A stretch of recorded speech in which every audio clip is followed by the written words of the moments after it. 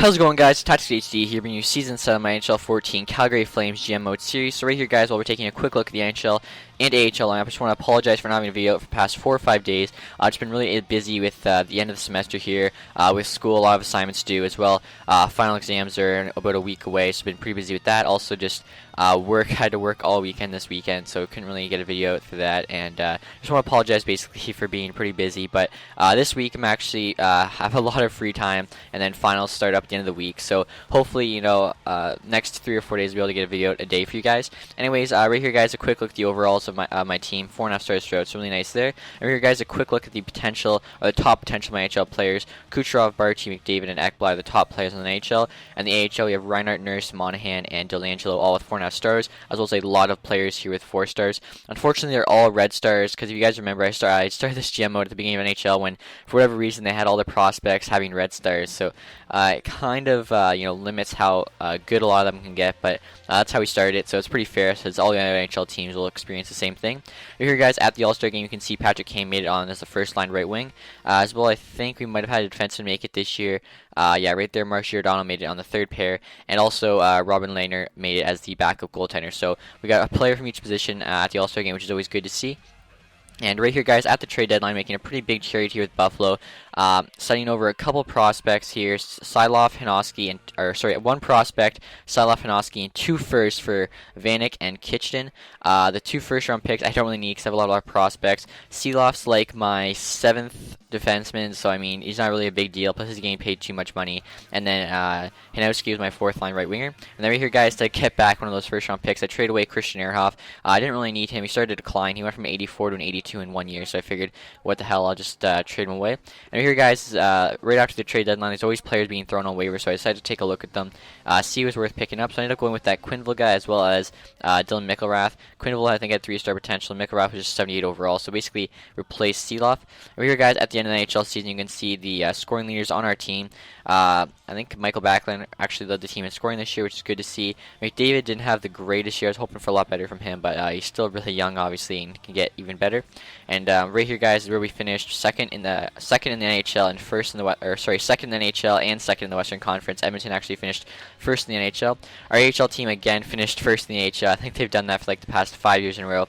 Right here, guys, a quick look at the AHL scoring leaders, just kind of seeing who's at the top there will give me an idea of who's ready for the NHL. Rankin actually had 80 points in 70-something games, so he tore it up this year. Monahan was also at the top, which is good to see. Really hoping Monahan can make the jump soon. We've had him since the beginning of the GM mode, so I'd really like him to make the NHL sometime soon. Same with Delangelo, if you guys remember. He was in our first round of draft picks. 4.5-star potential, but he's still like in the 60s. And right here, guys, we're just at the playoffs, and I'm just going through the scouting. And we're playing Phoenix Coyotes here in the first round of the playoffs. We're 1-1 till that point, 2-1 there, 2-2 there. Coming back home there, we're down 3-2 now. And as you guys can see right there, we were up. We tied it up at 3-3, and then we actually won it in 7 there, making it 4-3. I always lose count, guys, when I'm simulating these things. That's my bad. And right here, guys, in the second round, we're playing the Dallas Stars. And in Dallas, we're actually going to be down again. But then luckily, we were able to come back and win it in 6, winning that 4-2. And right here, guys, in the conference final, we're up against the Colorado Avalanche, as well. My AHL team, I think, is playing the San Antonio Rams, or I think that's their name. And anyway, guys, my NHL team actually swept the Colorado Avalanche there in 4 games, so really good to see. And we're actually going on to play the Detroit Red Wings here in the Stanley Cup final. And in Detroit here, we're actually up 2-1. Trying to simulate both NHL and AHL here. And you guys will see they're actually up 3-1 now. And going to the 5th game here, just finishing those scouting assignments. So I figured I'd see what happens here with the simulation. And as you guys can see, it's 1-1 here. We just got a goal there, about 10 minutes left in the 3rd period. So I'm going to join this game here and see if I can, just come in here and help my team win the cup. So right there, guys, a quick look at the lineups we had going into this game. So as you guys can see, dying seconds here. I ended up not putting one in, but we did win that series 4-2. Sorry, Detroit actually had one more win than I expected. So Stanley Cup champions finally. Took 7 years, but I think that's pretty good considering how bad of a team we were at the start here. But we were able to win it. Still got Giordano on the team, so that's good. We got a couple of the original Flames. We also have Backlund, who actually won the Conn Smythe, as you guys can see. 24 points in the playoffs, which isn't too bad at all. And right here, guys, just the Stanley Cup celebration. Obviously, this is what you want to see when you're doing a GM mode series. This is the goal. And it took a little bit longer than I expected actually to get it, but we do have such a good team, such a young team. I expect we'll win it at least once more before these 10 years of the GM mode are up. And over here, guys, just or Ekblad, sorry, Ekblad was our captain, I guess, picking up the cup, giving it to Vanek, we picked up in the trade deadline. There's Giordano, who's been with us since the beginning. And there's Backlund, who's also been with us beginning. Laner's obviously our starting goaltender. And there here, guys, is the famous Stanley Cup pick of our team. So I think pretty good team here. Like I was saying, guys, really young team, so we shouldn't have to make too many moves over the offseason. And hopefully, like I was saying, hopefully we can repeat either next year or for sure at least win it one more time, as we still have 3 years left, year 8, 9, and 10. And if you win it 2 years, 2 times in 10 years, and you start off as bad as we did, I don't think that's too bad at all. So anyway, guys, after that Stanley Cup celebration, right here we're just going to see the free agents, and Antti Niemi and Ray Emery probably the top free agents there, and the goaltenders. In regards to the centers, Mikhail Gorobowski, Kyle Wellwood, Henrik Sedin, the top free agents there. Alexander Semin, Marian Gaborik, Alex Hemsky, Jason Palmville, Martin Erat, all retired as right wing. So a lot of retired players there. Daniel Steeney also retired, so we're going to have to fill that hole, but if you guys looked at the Stanley Cup game, you could see he actually had 81 overall, so he started declining a lot. Joffrey Lupul also retired there, guys. Dennis Seidenberg, Christian Ehrhoff retired. So I think it's a pretty good deal trading him away at the deadline for a first round, seeing as he retired. James Wisniewski also retired. Nick Schultz, Jay Bomeister. So a lot of guys that, are kind of like on the later end of their prime right now are starting to retire. And as you guys can see right here, with our 30th pick in the first round, we're still able to get a 3.5-star potential player. I'm going to go with Himfalb, I think his name is. Or actually, I think I might go with one of the other guys. Not sure here. Yeah, so I went with Himfalb. There was actually a few of 3.5-star green potential players, but I think I'm going to be able to get one of them, hopefully in the second round here. As you guys can see right there is Demetrius, 3 stars, silver, which basically means pretty accurate. He's going to have 3-star potential, which isn't too bad actually for the second round. This many years in the GM mode. The draft's a lot harder to do. Right there I picked up a 3-star green potential player. Right here I'm picking up another one in Letowski. Or actually I don't think I go with him because he was an enforcer. I think I'll go with Pietrangelo though. They're 6'7", 2.5-star potential defenseman. That's not too bad at all. Right here is Halpern, a left wing playmaker. 2.5-star green potential, which isn't too bad at all. And then right here with my 4th pick in the 3rd round, I think I'm going to go with a 2-star green potential player. And I think I go with the enforcer there at 6'7". So hopefully, he can maybe make our 4th line in the next couple years here and just add some grit to our team. Anyway, guys, right here at the re-sign phase, basically just went with the highest overall. Just kind of went down, just kind of getting an assessment of the team, looking at everybody. Obviously, there's a lot of rookies and AHL players at the bottom there. So right here looking at our centers, we have to re-sign Backlund and McDavid. Backlund's actually 87 overall, higher than McDavid now. So he's basically just been coming on, playing really well.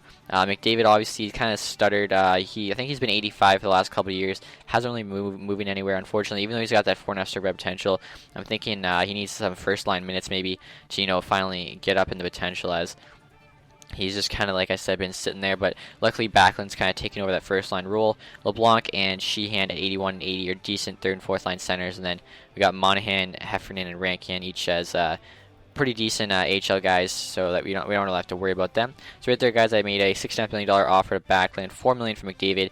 And McDavid, I think I signed for a couple years. That's pretty good if he ends up, reaching a higher overall. Vanek I decided to keep, obviously, with Sedin retiring. We definitely need to keep him. I got him for $4 million. Looking at the defense, everyone was locked up except for Weatherspoon. I think Weatherspoon's our 6th best defenseman, so decided to sign him there for $2 million. Also signed a Nurse, and Dumba as their high 70, high potential defenseman. Definitely want to keep them around. Some of the guys there, like Bowie, I think I gave him $1 million on accident there, and so we'll probably just have to store him in the AHL, so probably won't end up mattering too much in the long run. And right here, guys, kind of looking at the prospects and everything, the AHL goalies are not looking good. I think I end up just letting all these guys go. None of them had any potential left, and they're all like mid-70s, so I figured I could probably find a better AHL goalie in free agency. Monahan I just got there for $1.5 million for a couple years, I think. And right here, guys, I decided to trade Eric Gryba for a first-round pick. I think he was like low 80s, and I did that to free up some cap room as I was going after a big-ticket defenseman. I think I was going after David Rundbland, and unfortunately I wasn't able to get him. I was able to get, though, Tyler Biggs there, 79 overall, 4th-line right winger to replace Letowski, who we traded at the deadline for Vanek as well there. I'm signing Ryan Polak, just another prospect defenseman to add to our team, along with that prospect goalie I got there. He had 3.5-star red potential, high 70s. I think that's a pretty good pickup for us. So right here, guys, just the awards in the NHL. Michael Backlund obviously getting the Conn Smythe. Blainer got the Vezina and the William N. Jennings Award. Obviously, we won the Stanley Cup, so taking home 3 pieces of hardware is not too bad. AHL team, as you guys can see, just tearing it up in terms of the President's Trophy AHL version. We also won our conference, whatever the head is. I'm not exactly sure what a lot of these AHL awards are. But our HL team always does decent. Christopher Gibbson's actually won the award, I think, for most wins to the HL goaltender, as well as I think he had the highest goals against average. So here, guys, a quick look at the NHL lineup going into next year. As you can see, really strong throughout, I think. Those top lines there, Barchi, Backlund, Kane, Grabner, McDavid's really strong. Monahan, as you can see, finally making the NHL team. He's 82 overall now, so we actually have an extra center we could probably move sometime during the summer, or just keep around in case, guys get injured. Also, our defense isn't looking too bad. A couple 80s on the on the bottom pair there, so we're going to have to upgrade that. HL team also still looking pretty strong. The top 2 lines there, mid to high 70s. Then we got some lower 70s and 60s on the 3rd and 4th line. Defense though looking really good for the HL, almost all high 70s. So they should be able to play good out front of our goalie. As you can see, right there's McMillan, who signed as the free agent goalie, 77 overall, 3.5-star potential.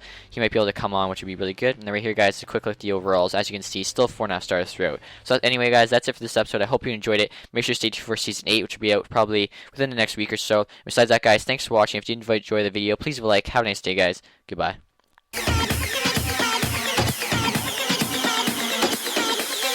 It's the kind of beat that go.